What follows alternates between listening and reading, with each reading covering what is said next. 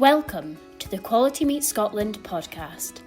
Industry updates and best practice to promote, support, develop and protect the Scottish red meat sector. Hello and thank you very much for choosing to listen to this. I'm Mark Stephen. This series of QMS podcasts is based around the theme of education. Now obviously education comes in different guises. Some is classroom based, some is online based, and some folk like that. It's comfortable for them. But others find it easier to learn by example, to actually learn on the job. Now that can have real advantages for any employer in that you can train new staff in precisely the way you want them to work. It can, however, also have disadvantages. Andrew Johnson has worked for Borders College for nigh on 25 years. Prior to that, he was a tenant farmer.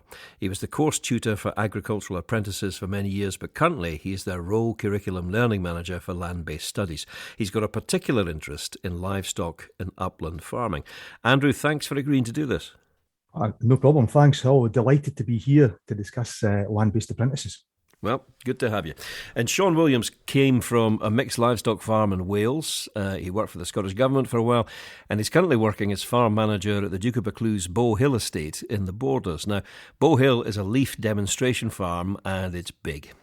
17,500 acres, 540 suckler cows, 8,000 ewes. They've got hinds for venison, 30,000 hens, and a 200 kilowatt anaerobic digestion unit.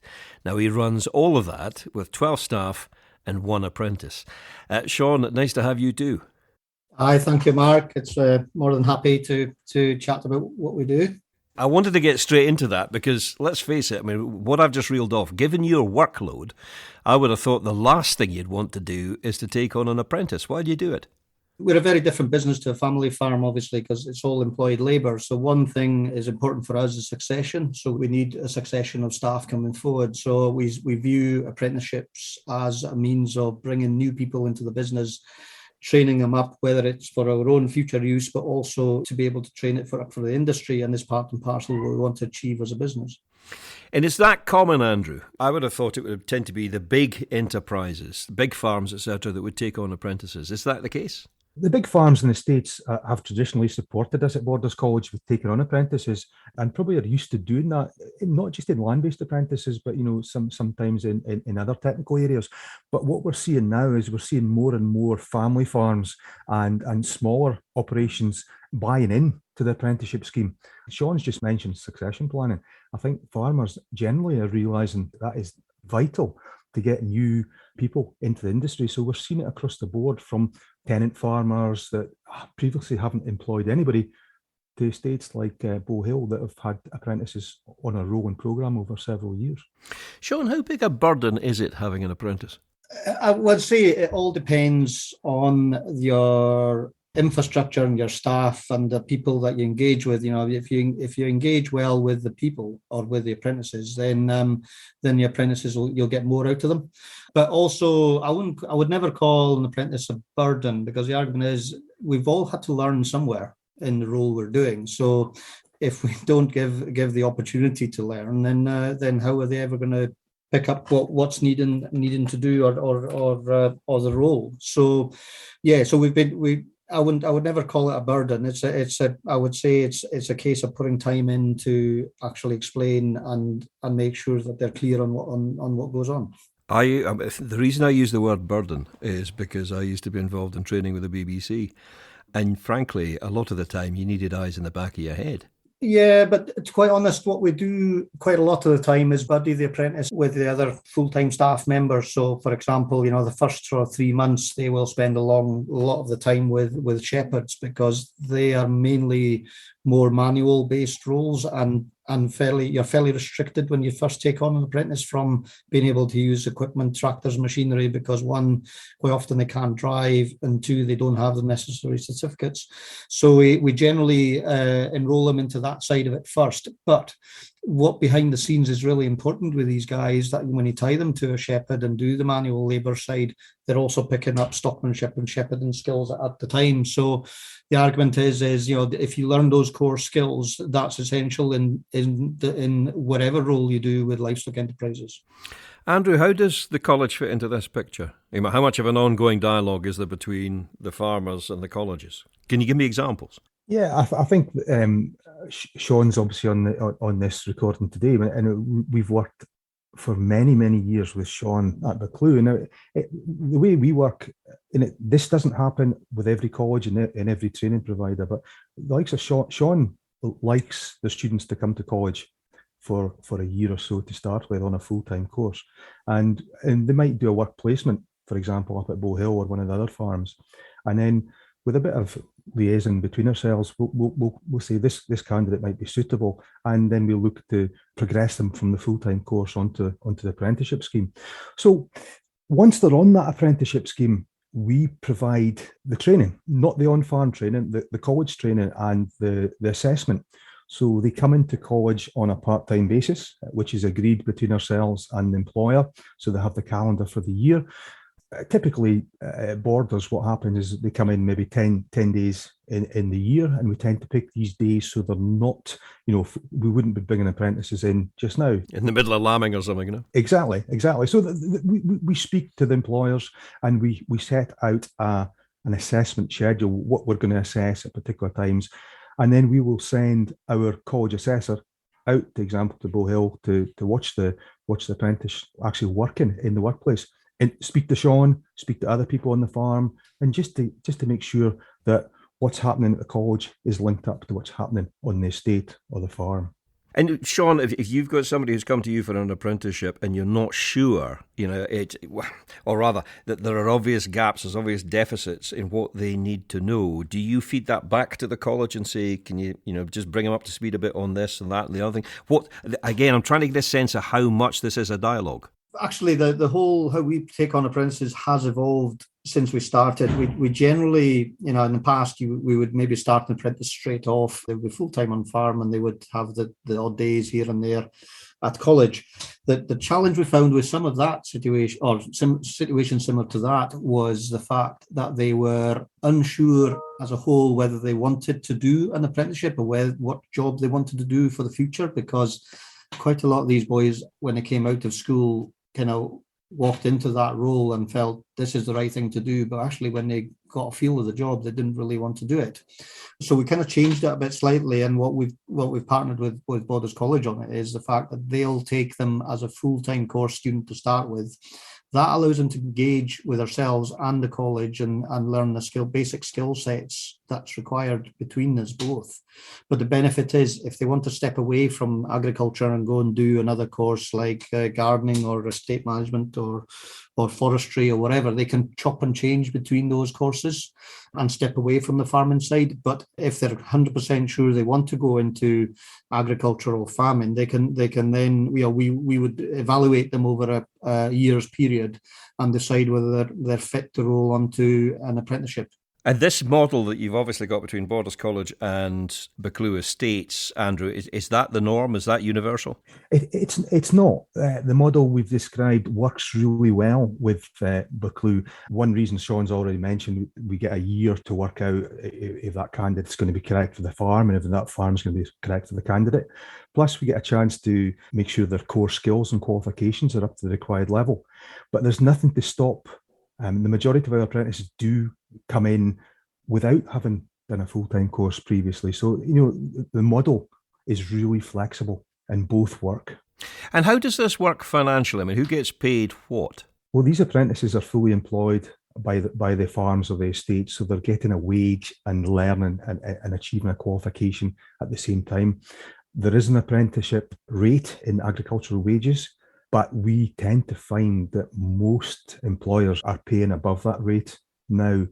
And of course, as part of the apprenticeship scheme, the employer benefits by the employees getting commercial short courses as well, whether that be a forklift ticket or spraying or something that makes them a lot more useful on the farm. Sean, do you get, or does the estate get any financial support to take on apprentices? No, we view him as another employee, so he's on a full wage with us, and the view is he's an additional member to the team. So, as Andrew says, the benefits, I suppose, from our point of view, is that the apprentices are going to pick up their core skills and their forklift tickets and everything to keep the legalities side right from our side, which we find is essential for what we need. So So from our point of view, yes, there's a saving there in training costs compared to a full-time member. But the benefit to us is obviously purely the fact that they're an extra member of staff.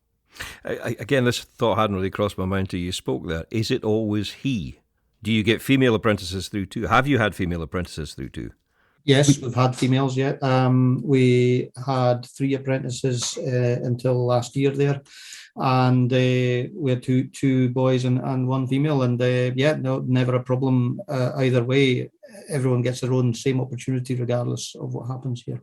We're finding in the last few years, we're getting more and more females coming into the apprenticeship scheme and progressing really well. And traditionally that tended to be on the livestock side, but we're now seeing to see girls coming in and wanting to do more of the arable side as well. And in fact, this year at the Lantra Albus Awards, Alicia won top apprentice in Scotland, and she's progressed tremendously well on a farm in the Lothians and ended top apprentice in Scotland and top agricultural student. So there's no barriers for girls to come into this scheme. I'm going to ask you about advantages in a minute, but what are the main challenges about taking on an apprentice, Sion? I would say initially, because you have to be, well, it depends on the background on the students coming in, but quite often it can be someone completely green to the industry can perform probably better than someone that has a wee bit knowledge, because wee bit knowledge can be dangerous. So actually, yeah, but then I would say supervision is probably one of the challenges. Obviously, from our side, we have to monitor the students all the time initially, and as they progress through it, then they become more independent. And so that is probably the biggest challenge, especially from a small business point of view, because if you're just a one-man band and taking an apprentice on, supervision can be a challenge in that way. That's an interesting perspective, that though, Andrew, because you go back way back when, and folk are going to be wondering why I'm talking about this. The RNLI, the Lifeboat Institute, in the old days used to take people from a fishing background predominantly. There were people who understood boats, they were accustomed to it and so on. Nowadays, they much prefer to get hold of people who have no experience at all, no background in this at all, so that they can train them the way they want them to go. And I definitely think that, from coming green into the environment, they're willing to take on a lot more of what you do and learn the methods you want to work with, rather than coming in and saying, well, actually, that's the way I've always done it. What are the advantages of employing an apprentice, Sion? Well, I think the huge benefit from our point of view is, as I say, initially, as I said, is succession. If I've got guys, four or 5 guys in the team that's coming up to retirement over the next 5 years, we need to be looking at potential replacements of the staff members. But I think the real benefit is the fact that you've tailored that member to come in for the future, and he's tailored into your system, so he fully understands and embraces what you're doing on the ground and understands why you do it that way.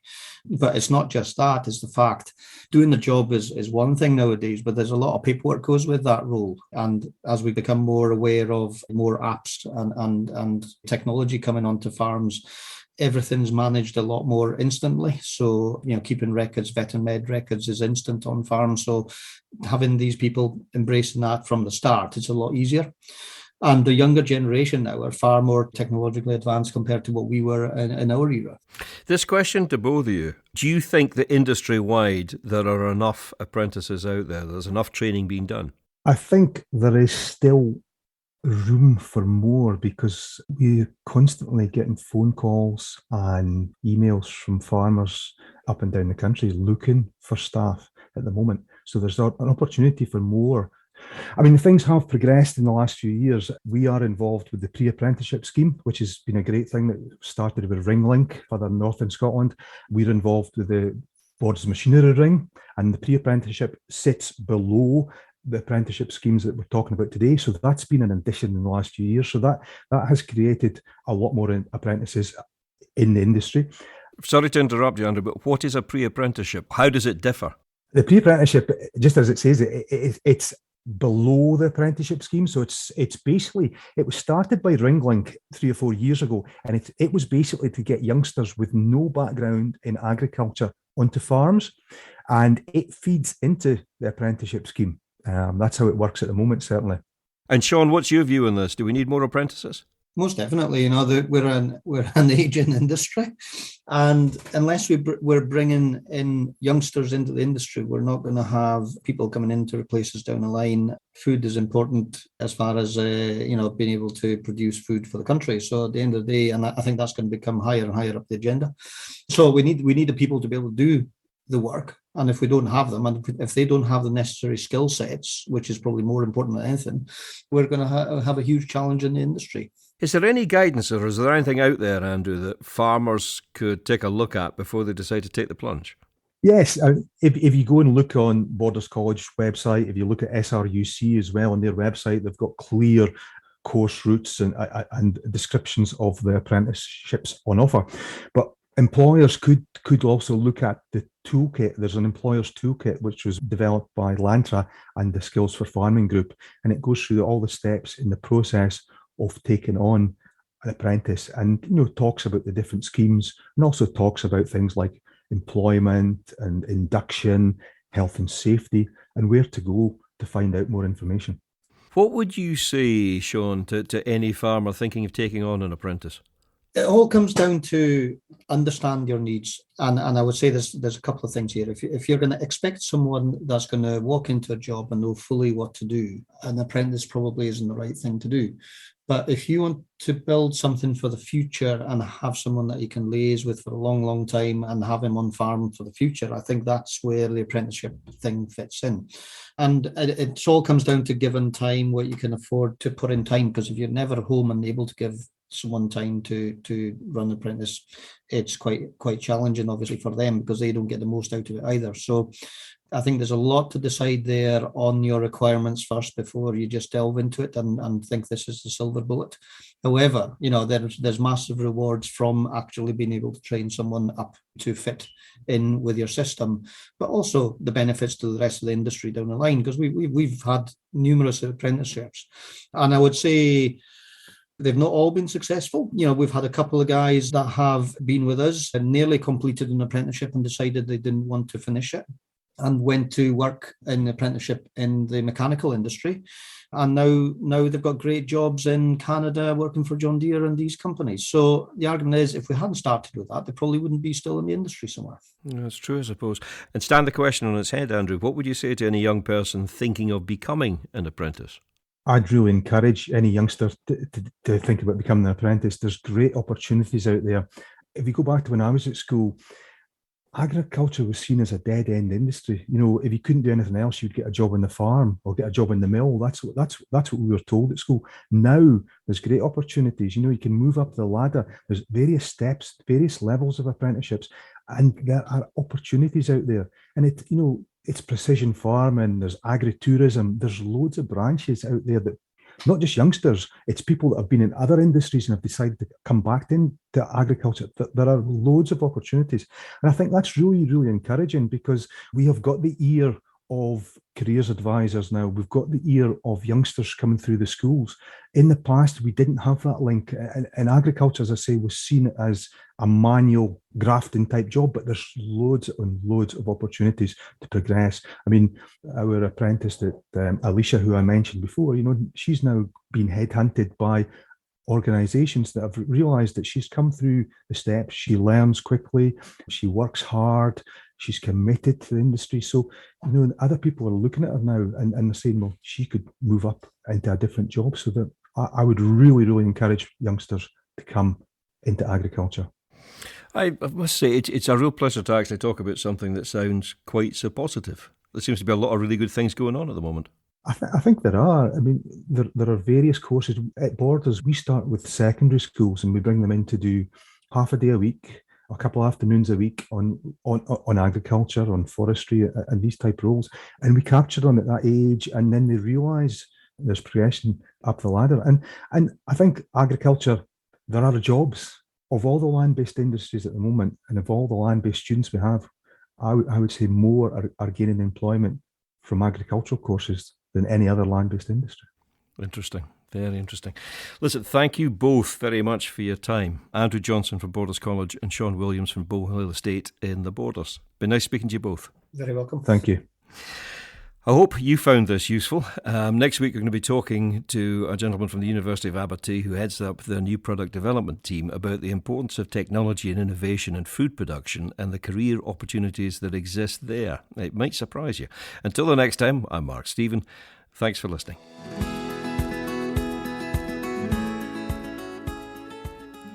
Thank you for listening to the Quality Meat Scotland podcast. For news and to listen back to previous episodes of the podcast, visit qmscotland.co.uk. For Scotch beef, Scotch lamb and specially selected pork recipe videos and inspiration, visit www.scotchkitchen.com or follow Scotch Kitchen on Facebook, Instagram or Twitter.